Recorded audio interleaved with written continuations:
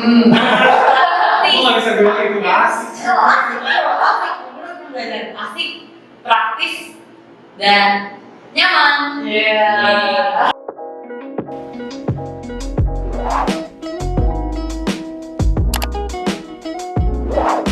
Halo semuanya, balik lagi ke YouTube channel NTU Official dan ini episode ketiga dari saNTUy. Nah, jadi hari ini kita mau ngomongin tentang exchange students ke NTU. Jadi stay tune ya guys. Nah, jadi hari ini kita sudah mengundang 3 orang narasumber dan ini mereka tuh anak-anak exchange ke NTU dan kayaknya universitasnya beda-beda semua nih. Boleh perkenalan diri dulu nggak? Oke, halo semuanya, nama gue Ega Putra Sunarja. Ntar gue lagi gue Ega. Terus asal kampus gue dari The Chinese University of Hong Kong di Hong Kong. Oke, hai semuanya, nama gue Vivian, gue dari kelas yang mulia. Nama gue Dengan Ekspektasi, gue boleh dipanggil Dengan, gue dari Institut Teknologi Bandung atau ITB. Nah, sebelum kita ngobrol-ngobrol lebih lanjut, gue penasaran nih sih, kalian tuh kenapa pilihnya exchange ke Taiwan? Terus kenapa harus NTU? Kenapa nggak kuliah lain gitu, kampus lain kan banyak juga. Boleh dijawab siapa dari gue dulu? Jadi kalau waktu itu kan saya sebenarnya pengennya tuh ke Jepang nih daftarnya. Nah, cuman setelah masih berkas tuh saya nggak terima nih, nggak terima lah ya ke sana. Terus saya akhirnya nggak jadi exchange di semester depan itu.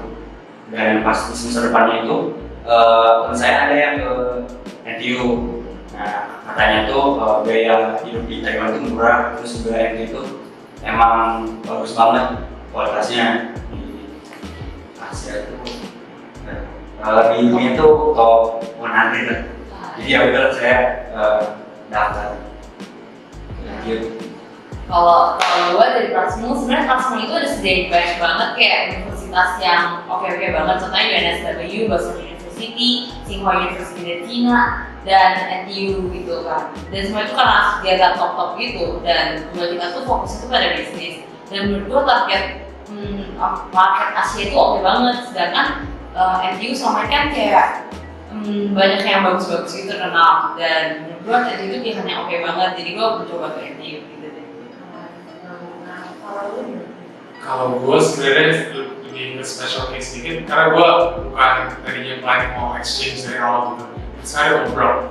Karena apa? Karena kalau teman-teman nggak tahu, kemarin tuh tahun lalu around November, Hong Kong was lagi kena wave of protest gitu kan. And that disrupted my study. And waktu itu gue mikirnya, gue sebenarnya mikir panjang buat kayak sampai bisa jadi bintang kuliah atau segala gitu. Tapi at that time yang pas gue lagi search itu bisa apply mana atau uni bagus mana, NTU pastinya mencoba karena bagus di Asia. And I think as Nina said, it's Taiwan. Terus waktu itu gue lihat website NTU ternyata dia menyediain special program for Hong Kong students itu. Gue datang ke sini, namanya Hong Kong Special Visiting Student Program. Terus dari situ akhirnya gue ikut dan memutuskan buat semester ini juga di sini. This was all before COVID because it's ya kayak gitu. Nah, kalau itu kalian tuh dari Taiwan udah berapa lama ya? Gue di Taiwan dari Februari kemarin sih, jadi cuma di sini kayak 4 bulanan doang. Saya tuh karena waktu itu sempat dimundurin masuknya NTU ini, jadi flight saya di schedule akhirnya akhir Februari baru sampai sini tahun 2020. Aku juga kalau tahun ini nyampe Februari sih, tapi kalau kayak tadi aku bilang November kemarin sebelum buka yang Hong Kong Special itu, aku datangnya pas 1 Desember. Tapi that was just really brief buat mungkin lihat sama jadi sih. Terus kan berarti ya udah lumayan lama lah ya, tapi ya nggak lama banget. Tapi kalian ada ekspektasi nggak sebelum datang ke Taiwan? Terus pas udah nyampe di Taiwan tuh kayak baru ngelihat gitu realitanya gimana, ada yang beda apa? Terus kayak ekspektasinya jauh lebih bagus atau gimana? gimana gitu? Ega dulu kali ya. Ega dulu. Sebenarnya ekspektasi. Mungkin dengar terus kayak orang-orang Thailand tuh really friendly and it's good to it's a very good place to belajar Chinese. So itu ekspektasinya, realitanya ya demikian.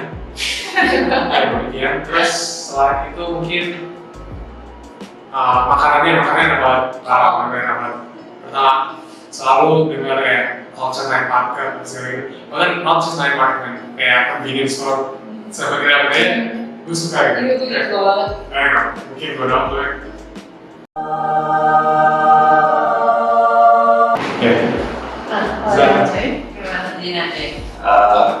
Kalau saya itu ya ekspektasinya ya apa ya yang mudah-mudahan lebih murah daripada Jepang. Ternyata emang bener, wah jauh banget lah kurang. Terus emang karena saya tahu bahwa Taiwan itu pakai Jongan ya, Cina, Mandarin. Jadi ya saya dikit-dikit lah belajar Mandarin sebelum berangkat, cuman ya terlalu efektif. Akhirnya ya pas kesini tuh main kaget juga gitu karena semua tulisannya Mandarin gitu, jarang banget yang ngomong bahasa Inggris gitu. Ya itu sih sebenarnya yang di awal. Tapi cuman sekarang udah. Kalau gue jujur, sebenarnya awalnya gue kira NTU itu, Taiwan itu kayak kota tua gitu loh. Itu kayak jelek tua, kayak ya gue tau itu kayak night marketnya keren dan bagus gitu kan. Tapi gue gak nyangka sebagus itu, kayak transportasinya juga oke, sampai kita main ke kota lain juga bagus banget. Dan menurut gue Taiwan itu selama ini terlalu underrated gitu. Kayak marketing Taiwan kurang bagus ya. Saya bayangin gue cuma ada night market sama baik, pokoknya jalan-jalan dan makanan. Tapi gue gak nyangka sebagus ini tempatnya gitu loh. Dan kayak ada tempatnya kayak di Cafe City Hall yang kita kelas 1 gitu kayak beneran menurut gue bagus banget sih. Jadi kayak over expectation gitu. Jauh ya. Gue suka banget sih Taiwan. Nah, seperti yang tadi koordinat sebutin kan berarti banyak kesulitan juga nggak sih kayak buat adaptasi di sini pasti ada masalah adaptasinya gitu kan. Misalnya dari bahasa gitu-gitu. Itu kalian kalau personally itu kayak personal experience-nya kalian ada kesulitan di mana? Iya, boleh. Kesulitan mungkin karena gue mau transfer courses gitu kan, kayak yang berat exchange ini gue nggak pikirin sebelumnya buat gue exchange ini nggak transfer course lagi sekali. Jadi gue harus ngikutin kasarnya semester gue di Hongkong kemarin maunya belajar apa ya gue coba beli sini. Tapi I think that's not very international friendly buat kayak gitu kelas-kelasnya. I mean it's kind of like Chinese maybe. Jadi mungkin itu kesusahan dan bikin gue jadi kayak langsung aja. I think that's my main problem di sini. Kalau gue dari Prasmul sebenarnya menurut gue Prasmul tuh udah membantu mahasiswa banget. Jadi kita sebenarnya easy class banget, kayak kita nggak usah ngapa-ngapain, kita tinggal kayak bayar dan mata kuliahnya itu udah dibantu make sure di mana-mana gitu. Kalau di sini kita harus buka OIA, buka NTU, buka SIBA, kayak terlalu banyak prosedur yang meribetkan gitu sebenarnya. Dan lu harus pilih mata kuliah sendiri, terus harus masalah comfort pas kan mau exchange kan, jadi nilainya kan di convert gitu kan. Dan gue agak ribet kayak bisa nggak sih mata kuliahnya convert gitu. Dan sedangkan mata kuliah NTU itu benar super banyak gitu loh. Jadi kayak menurut gue ribetnya tuh di prosedur kayak gitu. Ya sama ya tadi yang udah disebutin. Paling kalau dari saya tuh saya ambil dua matkul course dalam Mandarin. Nah itu bener-bener apa ya, ada yang satu tuh full dalam Mandarin termasuk presentasi PPT-nya, ada juga yang ya PPT-nya Inggris cuman di kelasnya Mandarin. Nah itu emang bener-bener apa ya, wah ngertinya tuh cuman kalau di kelas doang tuh ya udah 5% doang lah, itu udah bagus banget gitu. Nah ya, paling itu yang cukup bikin saya agak capek sih, tapi sebenarnya Kalau saya nggak terlalu membebani harus banget transfer SKS karena itu ya cuma bonus lah. Karena emang saya udah yang terakhir juga. Jadi paling fokusnya ke skripsi. Oh, jadi kalian kebanyakan kesulitannya tuh di bagian kursesnya, terus kayak belajar prosedur sistemnya gitu ya. Nah, tapi kalau kayak culture-nya sendiri, kayak culture-nya Taiwan sendiri itu ada masalah nggak? Kayak orangnya gitu. Wah, beda banget sih kalau culture maksudnya sama NTU. Kalau misalnya kayak gitu sebenarnya enak banget karena kita bisa pakai kayak sandal jepit lah, celana pendek ke kampus. Dan sebenarnya kampus gue itu kayak mendidik kita tuh jadi profesional. Jadi kita tuh nggak boleh pakai kayak celana pendek, mau harus celana panjang, harus yang tertutup. Dan sebenarnya maksudnya kita sebenarnya kalau kaos pun nggak gitu sering. Bahkan kemarin gue pernah jadi kayak gold star gitu kan, jenis kayak mentor gitu. Itu kaos kita harus pakai kemeja sama satu top gitu ke kampus. Jadi nggak boleh yang nggak ada kerah gitu. Tapi itu emang culture Indo nggak sih? Iya. Kebanyakan di universitas itu Lebih sopan rapi gitu ya. Iya. Ini lebih kayak terbuka dan mindsetnya lebih open dan santai gitu sih.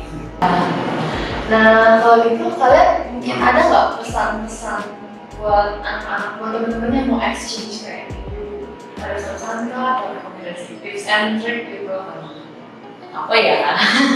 Coba gue dulu deh. Oke. Soalnya ini this is genuinely what I did, dan mungkin buat teman-teman yang belum tahu juga, kalau mau exchange dari maksudnya asal kamu sekolah dari Indonesia terus mau keluar gitu, ada di setiap kampus, di setiap negara tuh pasti ada organisasi atau istilahnya perkumpulan lah orang-orang Indonya di situ.